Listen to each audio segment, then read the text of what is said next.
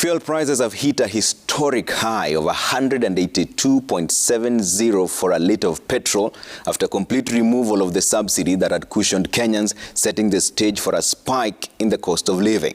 The latest prices released by the Energy Regulatory Authority shows that a litre of diesel will now retail at 168.4 in Nairobi, representing an increase of 3 shillings and 40 cents. Kerosene will retail at 161.13 per litre, representing an increase of 6 shillings and 40 cents. And as Faisal Ahmed now tells us, this is the highest price since 2010 when Kenya started regulating pump prices, and is set to trigger inflationary pressure as manufacturers and service providers factor in the increased fuel costs.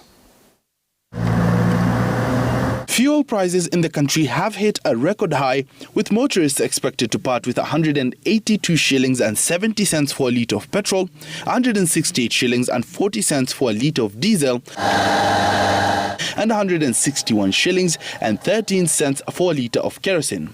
In its monthly review, the Energy and Petroleum Regulatory Authority EPRA outlined that the subsidy on diesel and kerosene that the government had put in place to cushion Kenyans has now been fully removed. While removing the subsidy provides relief through the exchequer, this will pile more pressure on homes and consumers who, besides paying more at the pump, will grapple with the increased costs of goods and services. Over the last 6 months, the cost of fuel in the country has been fluctuating, with the latest numbers from EPRA being the highest. In December, the pump prices were at 177 shillings before increasing in January to 179 shillings and 16 cents. In February, this reduced to 177 shillings and 30 cents, before going up to 179 shillings and 30 cents in March, where it was maintained in April before the jump in May.